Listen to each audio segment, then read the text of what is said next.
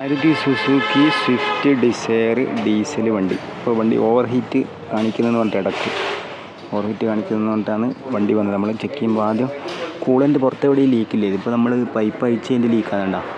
ഈ തെർമോസ്റ്റാറ്റിലേക്ക് പോകുന്ന റേഡിയേറ്ററിൽ നിന്നുള്ള അപ്പർ ഹോസ് ഉണ്ടല്ലോ, അത് തെർമോസ്റ്റാറ്റ് കേസിലേക്ക് പോകുന്ന പൈപ്പ് അയച്ചപ്പം പോയ വെള്ളമാണിത്.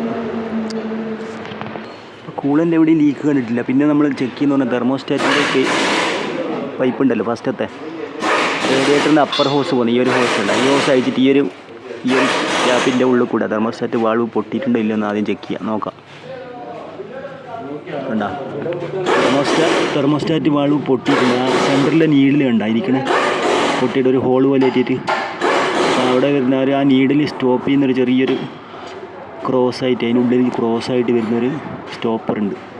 ആ ഭാഗം പ്ലാസ്റ്റിക്കിൻ്റെ ടൈപ്പ് വരും, അത് പൊട്ടിപ്പോയിട്ട് നീഡിൽ പുറത്തേക്ക് വന്നു. അപ്പോൾ തെർമോസ്റ്റാറ്റ് ഓപ്പൺ ആയാലും ക്ലോസ് ആയാലും ഒറ്റ പൊസിഷനിലുണ്ടാകും. തെർമോസ്റ്റാറ്റ് വാൾവ് കുറയ്ക്കും, പക്ഷേ നീഡിൽ പൊട്ടിപ്പോയാൽ നീഡിൽ തടഞ്ഞു നിർത്തിയിട്ടാണ് വാൾവ് ഓപ്പണിങ് കറക്റ്റ് നടക്കുക.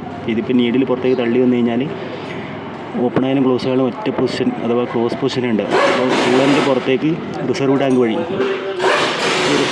വഴി പുറത്തേക്ക് തള്ളും. അല്ല, റിസർവ് ടാങ്കിൽ റേഡിയേറ്റർ ക്യാപ്പ് വഴി പുറത്തേക്ക് തള്ളിക്കഴിഞ്ഞാൽ പിന്നെ വണ്ടി ഓവർ ഹീറ്റ് കാണും. അപ്പോൾ എന്തായാലും നമുക്ക് ഈ തെർമോസ്റ്റാറ്റ് കേസ് അസംബ്ലി മൊത്തം മാറും. ഒരു കേസുണ്ട്, തെർമോസ്റ്റാറ്റ് കേസ് അസംബ്ലി മൊത്തം മാറും.